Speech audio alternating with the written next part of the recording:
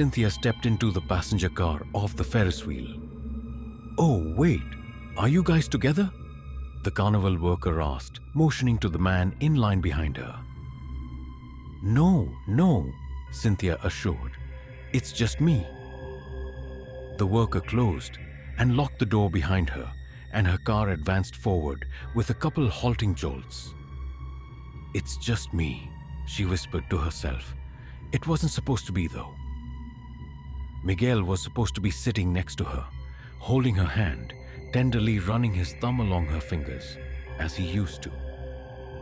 In the 5 months since the accident, Cynthia had cycled through all the stages of grief. Some of them were so much fun. She even revisited them a few times. But the grace period her closest friends and family had afforded her, to lash out, burst into tears out of nowhere, cancel plans at the last minute, spend sunrise to sunset in bed. That was over. There was an unspoken sense expressed in different ways by the people who genuinely loved and cared about Cynthia that it was time to begin moving on. Nobody actually said it, of course. They didn't need to. This was a boyfriend, not a fiancé or husband, mind you, who you dated for 2 years. It really sucks. You didn't deserve it. But what can you do?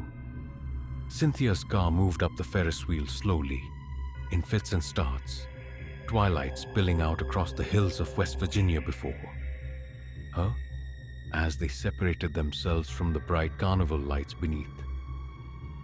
"You'll be okay." She knew this. There would be nights like this from time to time. A fun excursion to a fall carnival. A carefree distraction that would inevitably become a sharp, painful reminder of what she'd been robbed of. It'll get so much easier in time. She'd been told this. She knew this. When she arrived at the very top of the Ferris wheel, her car stopped with a jolt, swinging gently back and forth. A cool, gentle breeze drifted across her face, and she pulled her hoodie tighter around the back of her neck. She closed her eyes. It was peaceful at the top. Breathe in, breathe out. Be grateful you're alive. A couple of minutes later, the wheel started moving again, and she began her slow descent. The hills soon lost their battle with the bright lights of the carnival, and she looked down at the crowded fairground. As she got closer and closer to the bottom, she could make out more faces, and she noticed something peculiar. For as far as she could see, from the funhouse to the bumper car rink, everyone was standing motionless and looking directly at her. She turned in each direction. Same story. She leaned out of her car to try to see onto the roof. Maybe some exotic bird or stowaway, or something that caught everyone's attention, but found nothing. She spun to look at the car immediately above hers. A young family of 4, all looking at her.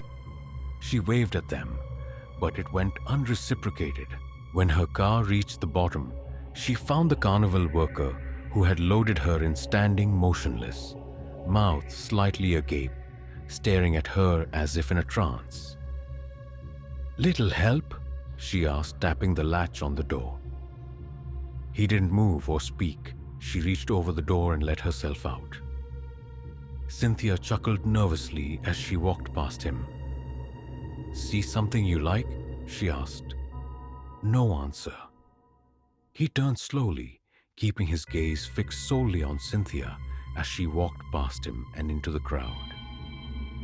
There were maybe 100 people in her line of vision, all staring at her, transfixed, as if they had suddenly dropped what they were doing just to watch her.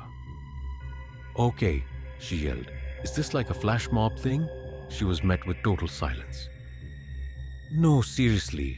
What's up, guys?" She walked through the crowd as everyone turned to keep all eyes on her. "For real, this is pretty creepy." She walked up to one man, reached up and tapped his shoulder, She recoiled quickly, not knowing what to expect, but her touch didn't faze him. All right. She addressed the dozens of blank faces looking at her.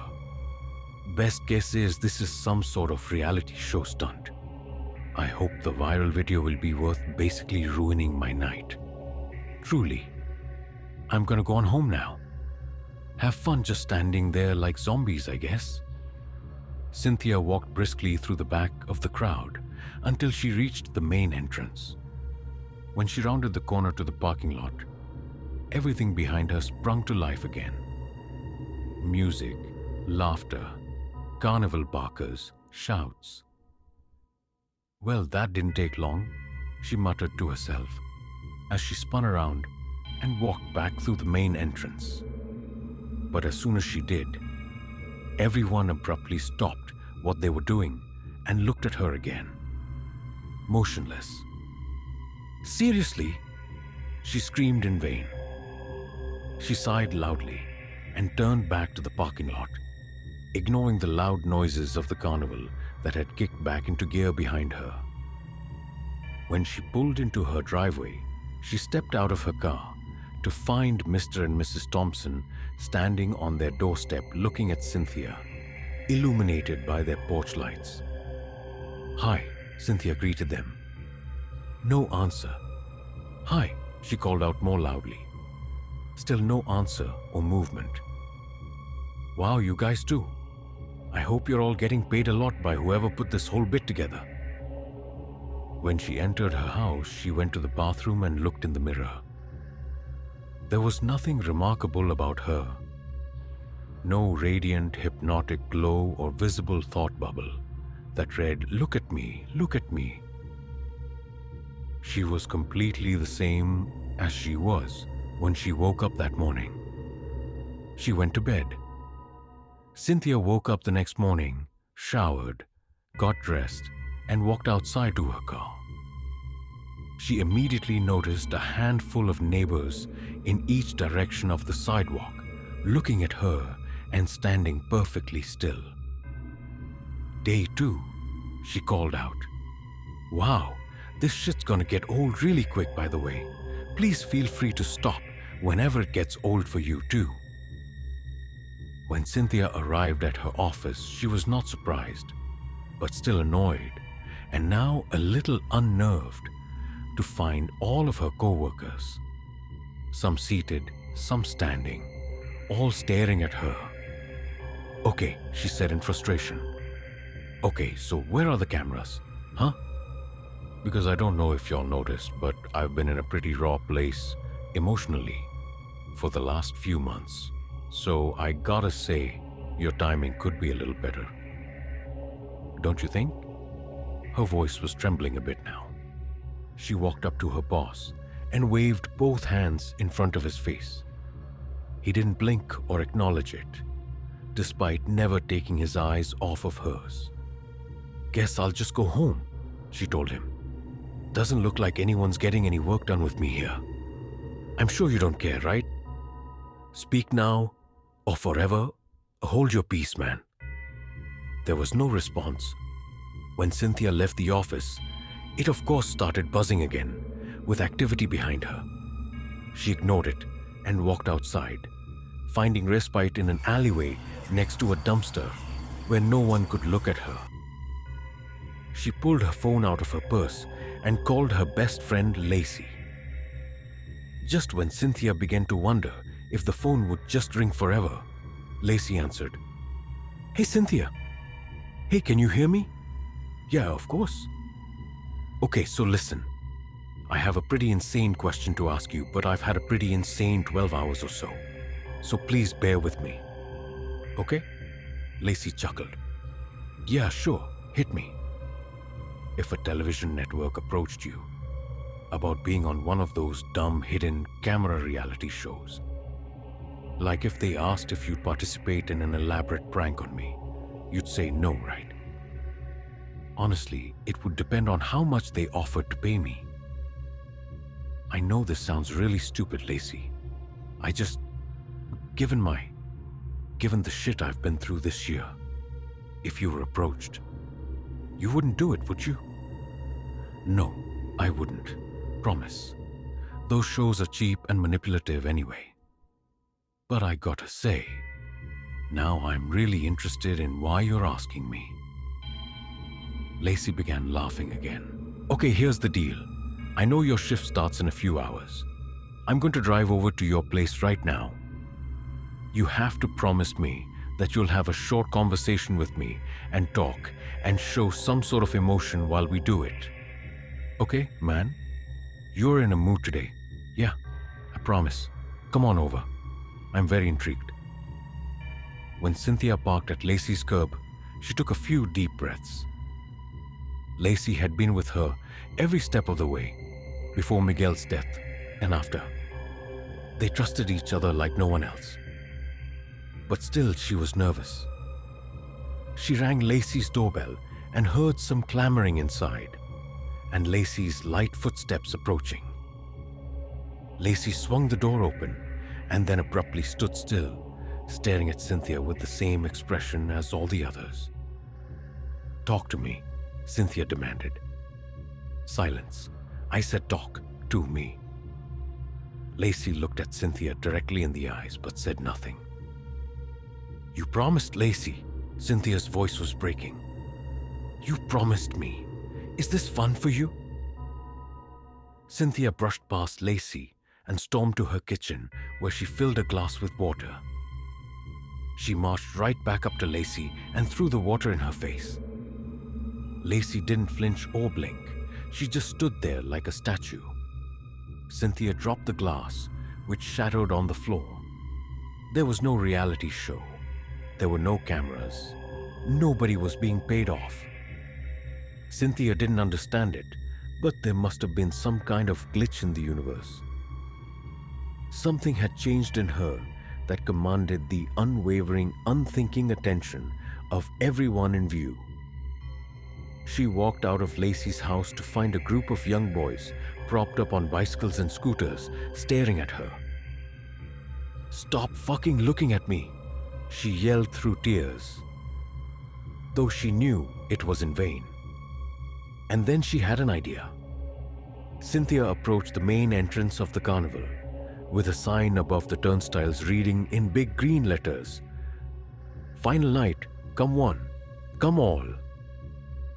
For the last 2 days, she had debated returning, holed up in her house with all of the blinds drawn, where no one could see her. Maybe, she figured, there's something unique about my biochemical makeup that flipped a switch at that specific location, at that specific altitude at the top of the Ferris wheel. Maybe, she figured, if I do it again exactly the same, I can flip it back. Everyone stopped to stare at her when she entered the carnival. She tried her best to ignore them, looking only at the ground. Her hoodie shielding her from every pair of prying eyes.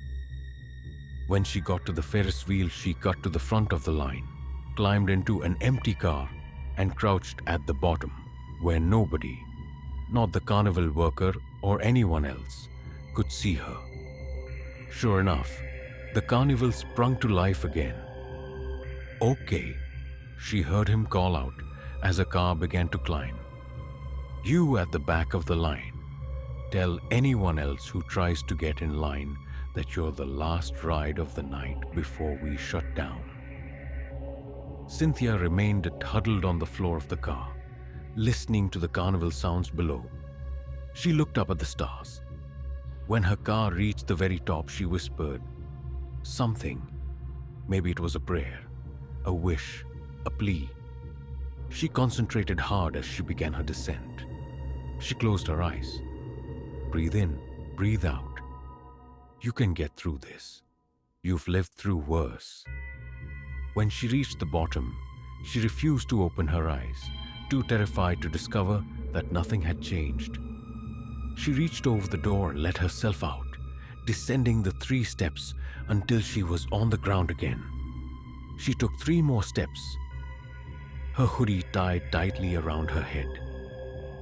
You'll be okay, whatever happens. She took 2 more deep breaths, pulled her hood back and opened her eyes to find a man staring right back at her. "No," she whispered. "Please, no." Then a woman's voice called out behind her. "Small or large?" Cynthia was stunned. It had felt like years since someone spoke in her presence. She turned to see who was talking. "Honey," the woman repeated herself. "Do you want a small or large soda?" Cynthia turned back to the man. She was wrong. He wasn't looking at Cynthia, but just over Cynthia's shoulder at his wife ordering at the concession stand. "Oh, sorry. Small is fine." Cynthia turned to see all the hustle and bustle of the crowd around her. It was over. The woman with the sodas clipped Cynthia's left arm as she walked back to her husband. Never had Cynthia been so relieved to be ignored. She joined a steady trickle of carnival goers streaming out of the fairgrounds as closing time approached. "Jesus," she whispered to herself as she wiped away a single tear, overwhelmed with relief. How would she ever explain this to anyone? Would there even be any point in trying? The carnival lights shrunk behind her as she walked away. Cynthia crossed the street into a gas station and pulled a can of root beer from the cooler. She set it down on the counter in front of the gas station attendant. "Just this," she sighed, as another tear of joy streamed down her cheek. The attendant had his back to her as he stocked packs of cigarettes in the dispensers. "Just this, please," Cynthia repeated, a little bit louder. The attendant ignored her. "Excuse me," Cynthia hollered, slightly bemused. "Just this root beer, please," she repeated. Nothing. Something swept over her. She took 3 steps back and walked out of the gas station. Across the street was a diner. As she crossed the road, a car slowed down momentarily at the crosswalk, then sped up just as she entered the center of its headlights. Cynthia jumped out of the way, only narrowly avoiding being struck. She entered the diner. "Table for 1, please," she informed the hostess. The hostess shuffled some menus behind the counter, ignoring her. "Table for 1, Cynthia shouted. Nothing. Lightheaded, Cynthia staggered into the middle of the crowded diner. "Hey!" she screamed. "How's everyone's night going?"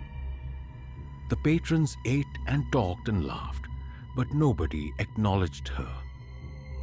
Cynthia looked out the window and began getting dizzy. Across the street, the lights of the carnival began shutting off. Oh no, no, no, no. She tore out of the diner, sprinting across the street and up to the main entrance, reaching it just seconds after a worker shut and locked the gate. Cynthia started banging on the chain link fence. "Hey, let me in." The young man was oblivious to her. "Please, please, let me in." Cynthia banged on the fence harder and harder, bruising her fists. "Please listen to me. Can't you hear me?" Her heart sank as she saw in the distance the Ferris wheel start to come down. As the young man turned and walked away from her, Cynthia banged harder and harder, screaming at the top of her lungs. Suddenly, the man stopped in his tracks, and Anne looked around, turning back towards Cynthia's direction. "Yes," she screamed. "Ah, that's right, I'm right here. Look at me, come on." The man furrowed his brow and looked around some more, as if he had heard something, but couldn't put his finger on it. Then Cynthia watched him shake his head and turn and walk away from her. Cynthia slowly spun around and collapsed against the fence. She closed her eyes and listened to the rides and tents and booths being deconstructed and loaded up into semis. She listened to the pop of lights being shut off one by one. For hours. Until she was in total darkness and alone. Breathe in, breathe out, She told herself, breathe in, breathe out.